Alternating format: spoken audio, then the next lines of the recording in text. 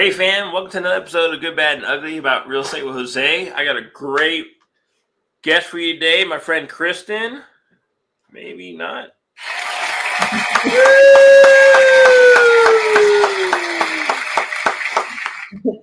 How you doing, Kristyn? I'm doing great, Jose. It's so good to see you. It's funny that we never see each other in Denver, but I'll see you in Dallas next week. We're like 45 minutes away from each other, It's just crazy. Yeah. Soon, of course. I mean, we've seen each other. We had our Friendsgiving, right? I think it was last time. Yeah, that was good. Yes. So that was good to see you that night. It's always good meetups. Everybody gets busy, so it's all good. Yeah. So enough about us, because we can talk all day and never get to the reason why I asked you on. So thank you for coming on. I appreciate it. And if you wouldn't mind, could you share with the audience like your journey in real estate? What made you decide to get into real estate? So I didn't know anything. I did not know what REI was. I did not know.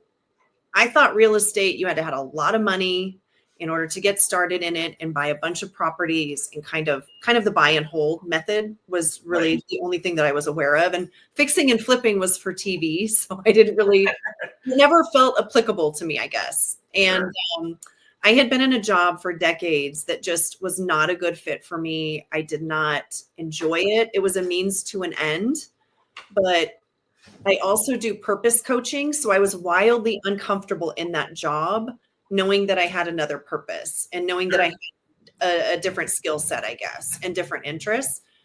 So 2 years ago, my mom passed away, and it just kind of was an awakening for me that life is too short. I didn't want to stay in that job. I knew I needed to find something different. And just on my Instagram feed, something came across that I think I'd seen it probably 10 other times. And it was about real estate investing. It was a network of women. And for some reason, it just sparked my attention. She probably said you could buy real estate with other people's money. And I thought, well, I don't know about that. So I did her little class, and I just, everything started to spark and open up when I started hearing about the different strategies, about different things that are possible. Right. So I really did see it as an escape route for me. And, in the meantime, it's just been so much more than that.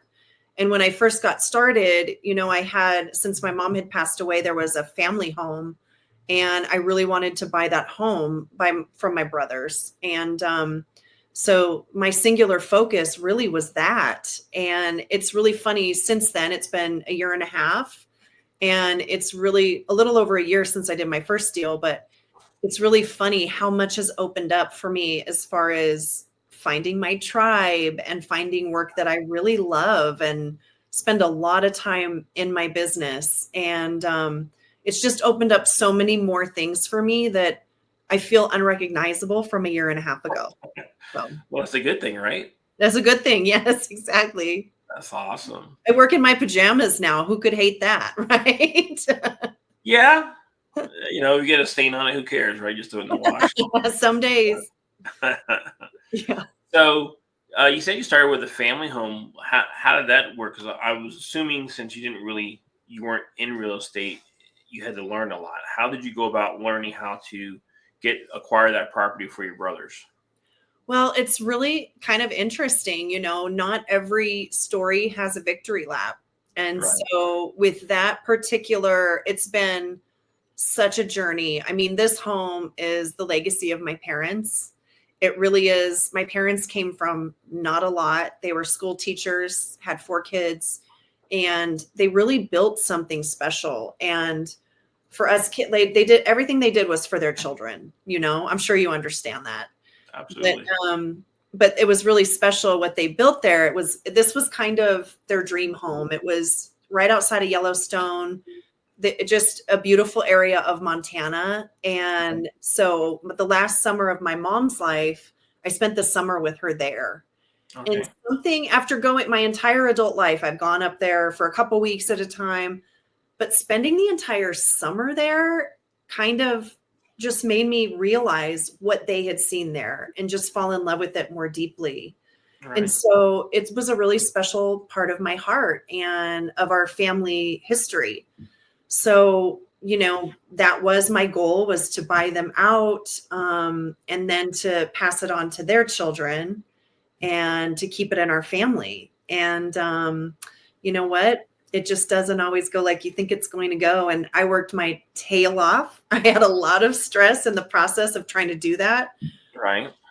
It just ended up that I decided, in order to put the money into it, I would rather just take over the title and pay all the expenses and then pass it on to their children. Sure. So the idea of paying out for a house that we never contributed to, and for something that was paid off and was so special to our parents, something about it made me say, is this how I want to spend my money and my energy? So the funny thing is, it's going on the market in May, and we'll see what happens. I'm spending the summer up there again. And you know what? There's always room for God to work something out. So I don't know which way it's going to go, but your show is The Good, the Bad, and the Ugly. And I had a flip that is on the market right now. And so I already have 2 mortgages. So, it's kind of one of those things where it really is logistics, but Sure. I think the more I stay in the mystery and in the unknown, the more is possible. So who knows if someone's going to buy it this summer, or I don't know. We'll see. I'm praying they have a change of heart and say, yes, take it, rehab it, and pass it on to our children. So right. We'll see what happens. But yeah, but it really is, I thought I was just going to step into real estate investing and start making a ton of money. So you mean you're not a millionaire yet?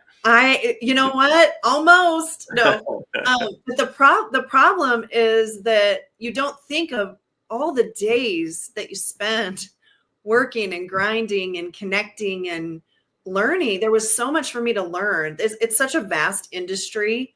And I think that we don't realize how much we're constantly taking in. So for me personally, it has been a real experience of going, is this a good fit? Kind of like your title, Purpose Over Profits. Yeah. Is this really a good fit for my skill set? Is this how I want to spend my time? I spent all these years in a job that I didn't love. So I want to have something that I love. So it's been kind of a work in progress of trying to find that right fit and that right strategy that right. I just get so excited about. So yeah, but it's been an incredible journey, and I've met the most amazing people I think I've ever met. Yeah, I can agree with that, because I mean, you and I are both at Owners Club, and you're one of them. Thank you. Yeah. As for you, I mean, we're always trying to find more time to just get involved with each other's investing. So, he threw me off on that. So, you said you had been doing it for about a year and a half now. And you morphed yourself from what you used to be to what you are today. What is the future? What are you seeing you doing as far as real estate is concerned? Because I know that you have a Mount Everest, right, from Owners Club that you're working on, which is not necessarily real estate related, but in some way it is. So can you share with everybody like how you've come to where you are today and what your vision of your career or your journey is going to be? Yeah, that's a great question. I've spent the past year doing fix and flips, and I did solo fix and flips. So everything from acquisition to capital raising, project management, dispo, all the design part, all of that. And I really, really liked it. And that has just made me such a gritty person, because I've had, in that field, you're going to have so many ups and downs. And so really my goal in this first 3 years is truly to build that capital, to build that nest egg, and have total freedom to travel, to have the experiences in life that I want. Right. And to be able to be very generous, and just to create that vision that I have for my own life, and to really be the seed money for the Everest vision that I have, which is a coaching center. So helping people to distinguish their purpose, their core values, and their vision, and then to give them tools that give them the confidence to take that out in the world. So that's kind of my Everest. That's my big one. And that center will be here in Colorado. And it's really funny when you have a vision and all the little parts start to fill in. So Yeah. now I had a coaching client that was an interior decorator, and I thought, I bet she's going to be my designer for my center. People are coming in, and I just learned about this company with, these building materials. I'll tell you more about that later, but I feel like, oh, those are probably the materials that we'll use. And so it's kind of fun. It's kind of little parts are filling in, and I'm filling all the roles. But right now, what I'm getting into is ground up construction for small multifamily, and Okay. doing that in Las Vegas. I have a deal coming up in Las Vegas, and I like get the land, maybe find a great engineer. I'm still forming my team, but it's amazing to me the people who have come around me once I kind of just surrendered and said, okay, who are going to be my people? What is this going to look like? And I did a lot of internal work in the fall when I was really kind of heavily searching. And so Right. all these people have come around me as part of my team. So again, filling in the little pieces, right? A mentor and an advisor, contractors, and really good people that I'm excited to do multiple projects with. So, but really in Las Vegas, doing row homes, doing smaller Oh, sets of row homes. Yeah. sure. It's not a product that they have. They are desperate for affordable housing. So this Right. is kind of around the 350 price point so that more people could have home ownership, because it surely is a crisis. And Las Vegas is growing so much. They don't have a lot of that product out there. Gotcha. No, it's funny that you talk about teammates. One of my previous guests on that show, Adrian Smood, I asked him the questions like how did you start going about building your team? He's like, well, I define team a little bit different. He goes, my CPA is part of my team. My bookkeeper, my assistant, the lawyers that I go to, the title company, they're all part of my team. I may not pay their salary, but they're all a part of my team. And then, it made me stop and think about it. So, technically you're right. Yeah. They are a part of your team. Mm-hmm. I bring that up because being owners, right, we have a lot of resources coming toward us. I do know a realtor. Her name is Lisette in Nevada, in Vegas. So if you're ever looking for somebody to help you find property, I'd love to connect you with her, and I'm sure she'd love to work with you. And what else did I have in Vegas that you were talking about? Ground Up. I told you before we got onto the episode that I'm meeting a company, Diego from Strata Ventures. They are also in Vegas as one of their markets that they're I in to heard do the that. ground up. Yeah. So maybe it'd be something that you might want to take a look at and see if you can partner or get involved with them to see if that helps you with your goal or mission. Or Absolutely. better yet, you and I just partner together, right? There And it go is. to Vegas.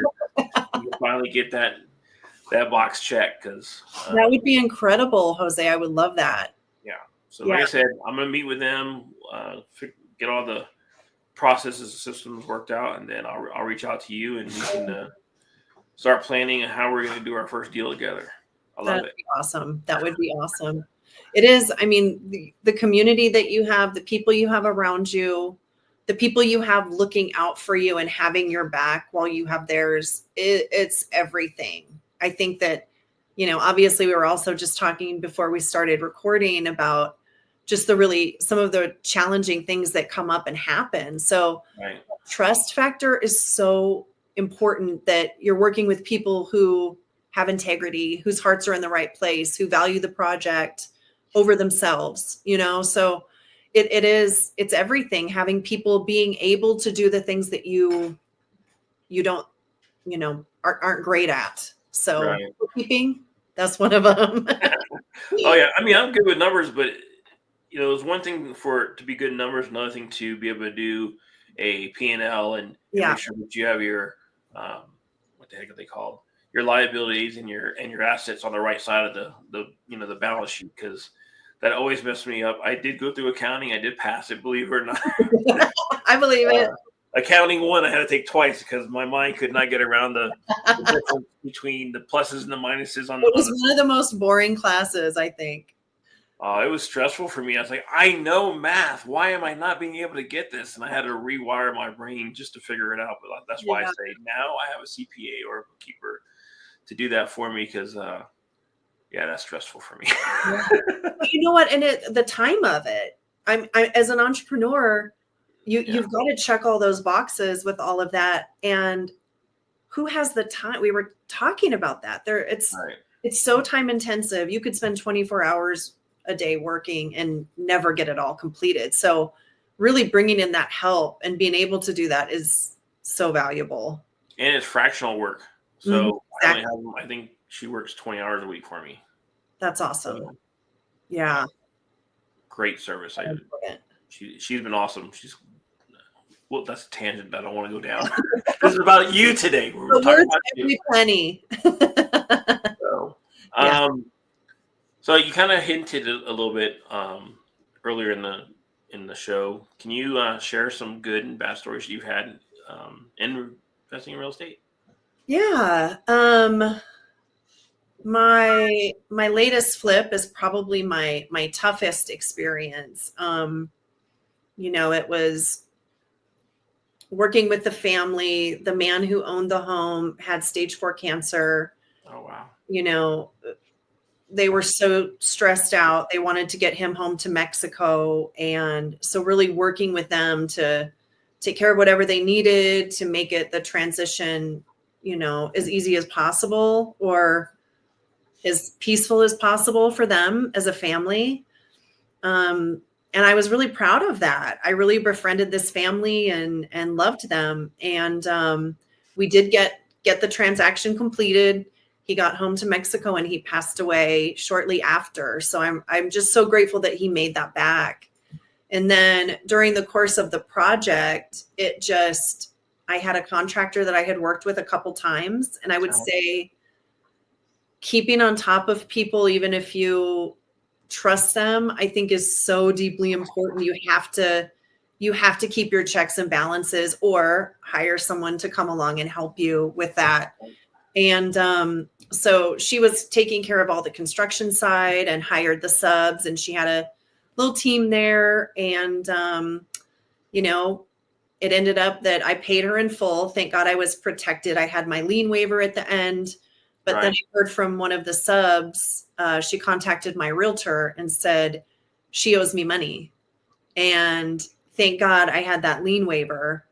And I actually reached out to the woman against Pace's advice. He goes, don't even mess with it.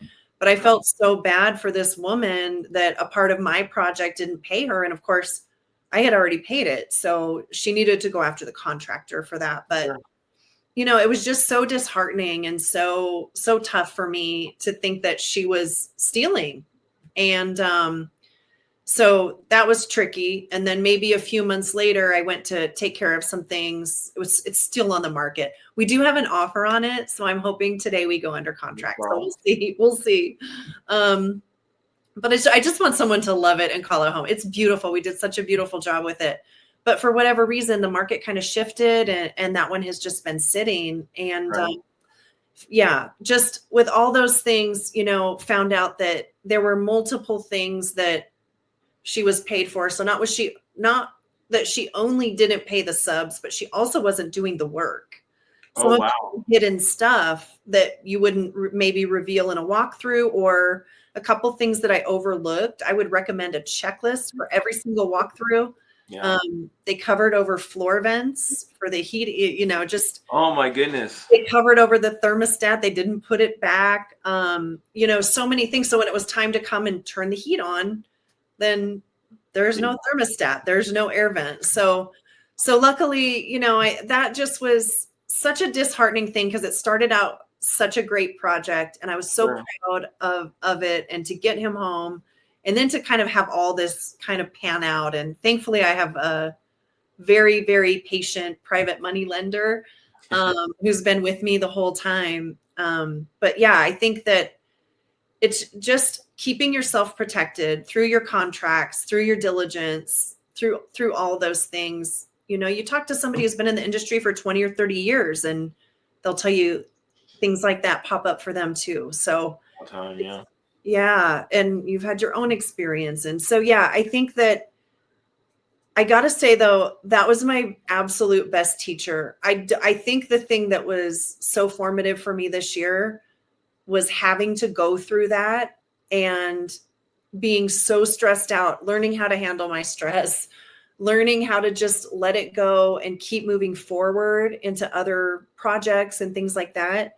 Sure. You know, that when I had that job that I didn't love, I was very comfortable. I could get into the job. They paid me for the job I did. Right. It's just so different now. But I look at myself now and I feel like way more confident, way more courage. I've learned so much. I've gotten really gritty where I can do that hard thing. You know what I mean? Like you have to get a thick skin in this industry. So it's been an incredible teacher.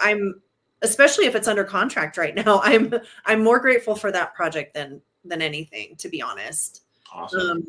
And moving forward, I'd rather have it happen on a smaller project than to happen on, you know, a row of townhomes or something like that. So it really did instill in me the importance of who your team is, who your contractors are, the accountability involved and all of that. So that was my toughest. And then really out of that, it's kind of funny how things work out, but out of that, I met a contractor here in Colorado through an organization called Contractors of Colorado. I don't know if you are familiar. They have a Facebook page, I believe, because I'm part of it. Because when I start doing my fix and flips again, I'm going to go there for my source. Yes.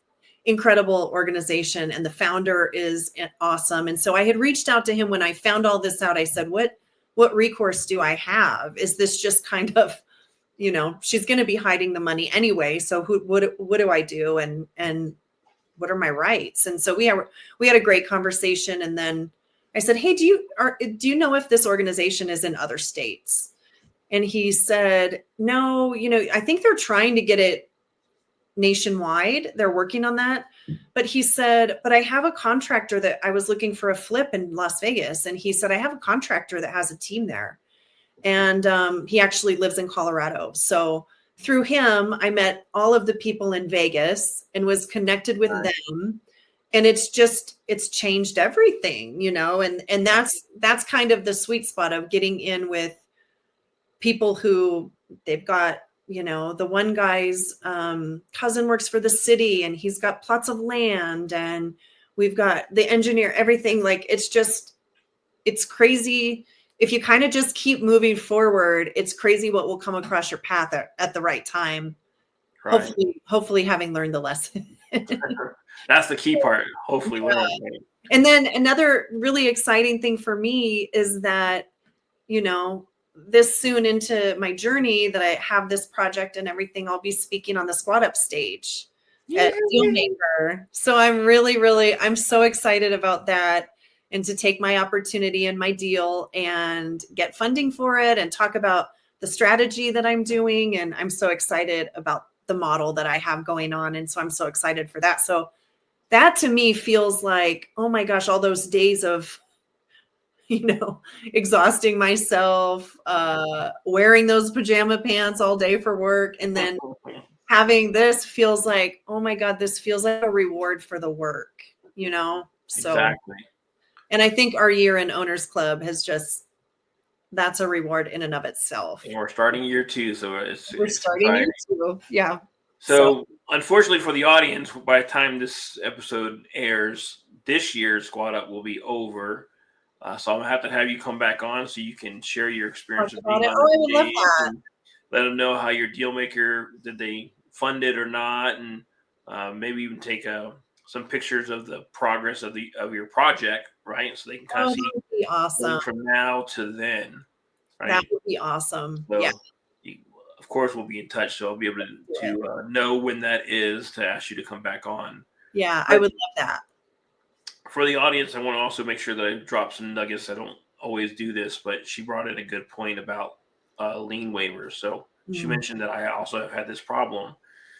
So if you are going to do fix or flip, there are two different types of, actually technically three, lien I'm waiver. so glad you're saying this.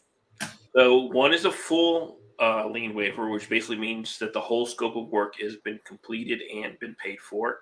And then there's a partial one where you can have your general contractor at the time that you are providing them a draw that they will sign saying that they've been paid for the work up to that point. Mm, That way, if any point they try to say that they weren't paid and they try to claim something from before that lien waiver is over, they don't have a leg to stand on legally. So if you have to go to court, you're covered.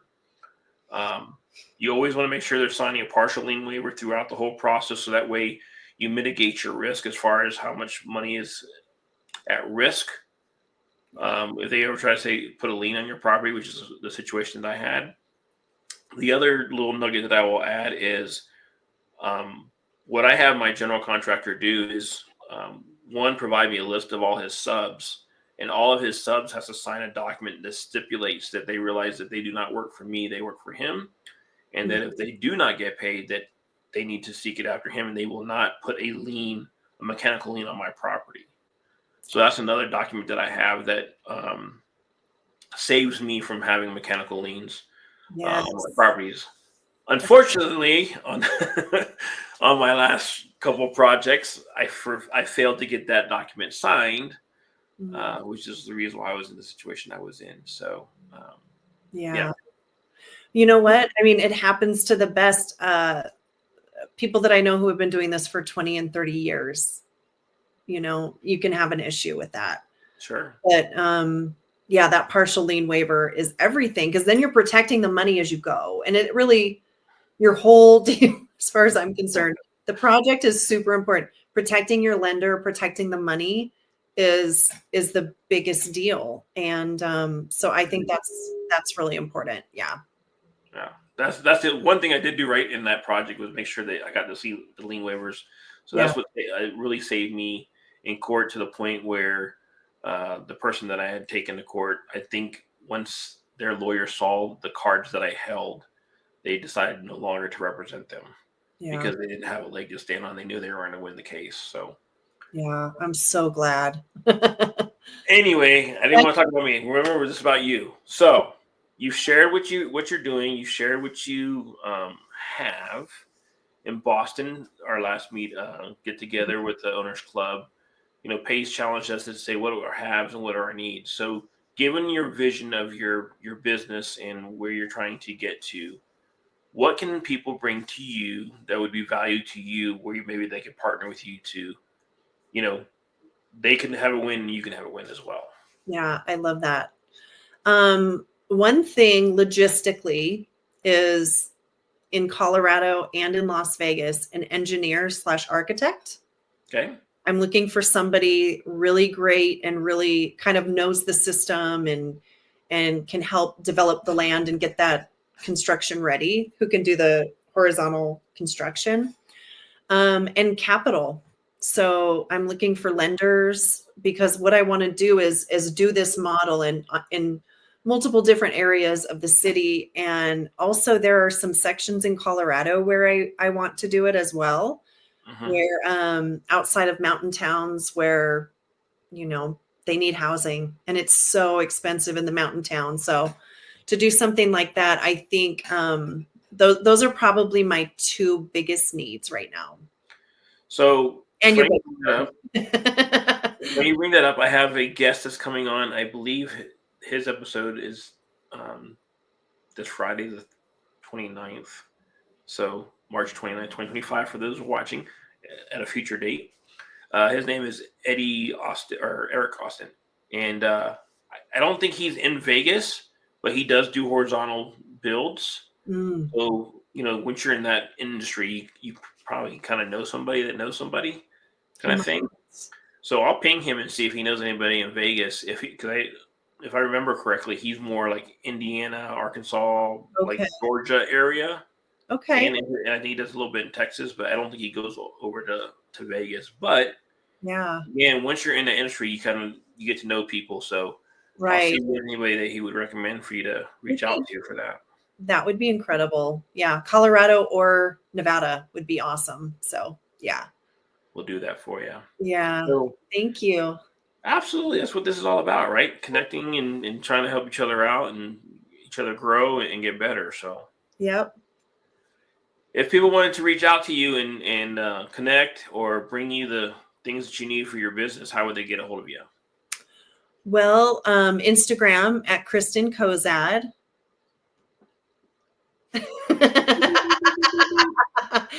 That's a great way. And also the name of my company is Illuminating Home. No S on the end. Illuminating Home at gmail.com is a great way to get a hold of me. And as always, fam, I'll have all of her socials and um, connecting credentials. Don't threw me off. All the ways to find me. In the description so that you guys can reach out to Kristyn and either try to find a partner her or even just follow her on her journey. I'm sure she'll be documenting it in our Instagram. So if you're as curious as I am, make sure you follow and like all of her stuff so that you can see what's going on. So again, Kristyn, thank you so much for making time for me today. I know you're a busy person trying to run things ragged and get ready for your on stage performance or deal maker thing. So I look forward to watching you. I'll be there to support you. And fam, to the next episode. See ya. See ya. Thank you, Jose. Absolutely.